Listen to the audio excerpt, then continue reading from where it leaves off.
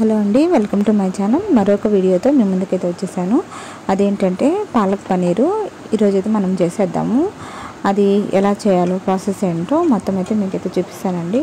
ముందుగా నేను వేరుశనగ పప్పు అయితే వేయించి పక్కన పెట్టేసుకున్నాను. ఆ తర్వాత ఆనియన్స్ కట్ చేసుకొని, ఒక చిన్న ఆనియన్స్ ఒక 2 కట్ చేసుకున్నాను. కట్ చేసుకొని ఇలా ఆయిల్ వేసుకొని, ఆయిల్ హీట్ అయిన తర్వాత వేయించుకోవాలి. మరీ ఎక్కువ వేగనవసరం లేదు, కొంచెం ఉడికితే చాలన్నమాట. ఆ తర్వాత 2 పచ్చిమిర్చి కూడా నిలువుగా కట్ చేసుకొని వేసుకున్నాను. ఆ తర్వాత పాలకూర కూడా నేను కడిగి వేసుకుంటున్నానండి. కొంచెం ఆనియన్స్ కొంచెం ఉడికిన తర్వాత మనము పాలకూర కూడా వేసుకోవాలి. టమాటాలు కూడా నేను ఒక 3 టమాటాలు, చిన్న టమాటాలు తీసుకున్నాను అన్నమాట. అవి కూడా కట్ చేసి నేను పక్కన పెట్టేసుకున్నాను. చూడండి, పాలకూర ఒక 2 కట్టలు వేసుకున్నాను. పాలకూర కూడా బాగా ఆయిల్లో బాగా మగ్గనివ్వాలన్నమాట. పచ్చివాసన పోయేంత వరకు మనము వేయించుకోవాలి, అంతే అన్నమాట. కొంచెం ఉడికాయి అనుకుంటే మనము తీసి పక్కన పెట్టేసుకొని చల్లారిన తర్వాత మిక్సీ జార్లో వేసుకొని మిక్సీకి అయితే పట్టేసుకోవచ్చు. చూడండి, పాలకూర కూడా వేగుతుంది. ఇప్పుడు నేను టమాటా ముక్కలు కూడా వేసుకుంటున్నాను. చిన్న టమాటాలు ఒక 3 వేసుకున్నాను అన్నమాట. అంతేనండి. చూడండి, కొంచెంసేపు మనము ఇట్లాగే ఆయిల్లో వేయించుకొని తీసి అయితే పక్కన పెట్టేసుకోవచ్చు.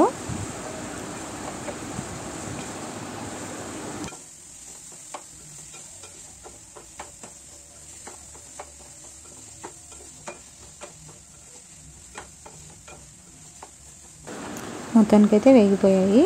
ఇప్పుడు నేను దీన్ని తీసి పక్కన పెట్టేసుకొని చల్లారిన తర్వాత మిక్సీ పట్టేసుకుంటున్నాను.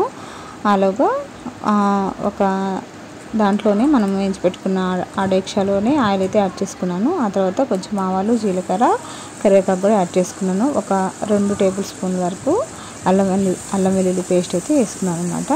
ఈ విధంగా అల్లం వెల్లుల్లి పేస్ట్ పచ్చివాసన పోయేంత వరకు మనము వేయించుకోవాలి. చూడండి, ఇట్లా వేయించుకోవాలన్నమాట. ఆ తర్వాత కొంచెం పసుపు అయితే వేసుకున్నాను.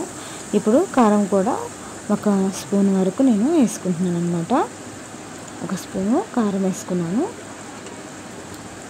కారం కూడా మనం పచ్చివాసన పోయేంత వరకు బాగా ఈ విధంగా కలుపుకోవాలి. ఆ తర్వాత మనము మిక్సీ వేసి పెట్టుకున్నాం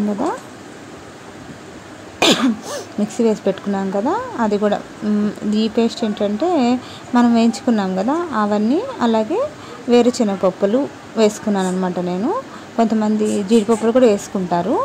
జీడిపప్పులు లేని వాళ్ళు వేరుశనగపప్పు కూడా వేసుకోవచ్చు అనమాట. అవి మామూలుగానే వేయించుకొని ఆయిల్ లేకుండా డ్రై రోస్ట్ చేసుకొని ఒక 2 గుప్పెల వరకు నేను జీడిపప్పు వేసుకున్నాను అనమాట.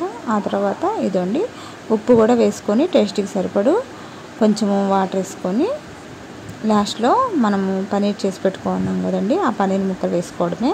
ఆ పనీర్ ముక్కలు కూడా మనము యాడ్ చేసేద్దాము.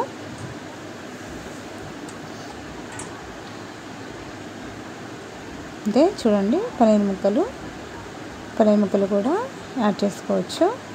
ఇలా వేయించి పెట్టుకుంటే మనకి చాలా రోజులు అయితే నిల్వ ఉంటుందండి. ఒక 1 వీక్ to 2 వీక్స్ వరకు మనకి నిల్వ ఉంటుందన్నమాట.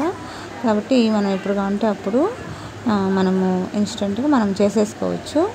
అంతేనండి. ఇట్లా ఉడకపెట్టుకుంటే మనకి ఎంతో టేస్టీ అయిన పాలక్ పనీర్ అయితే రెడీ అయిపోయింది. అలాగే నేను రాగి చపాతీలు కూడా పక్కన చేసి పెట్టేసుకున్నాను అనమాట. వాటిలోకి మంచి కాంబినేషన్ అనమాట ఇది. అలాగే వీడియో నచ్చితే లైక్ చేయండి, షేర్ చేయండి, సబ్స్క్రైబ్ చేసుకోవడం మాత్రం మర్చిపోవద్దు. అలాగే మీ సపోర్ట్ ఉంటే మరిన్ని వీడియోస్ తోటి మేము ముందుకు వచ్చేస్తాను. అలాగే మీరు ఏ విధంగా చేస్తారో కామెంట్ చేయండి. ఇంకేమైనా మంచి రెసిపీతో అయితే మేము ముందుకైతే వచ్చేస్తాను. ఇంతవరకు సబ్స్క్రైబ్ చేసుకున్న ప్రతి ఒక్కరికి చాలా చాలా థ్యాంక్స్. By by.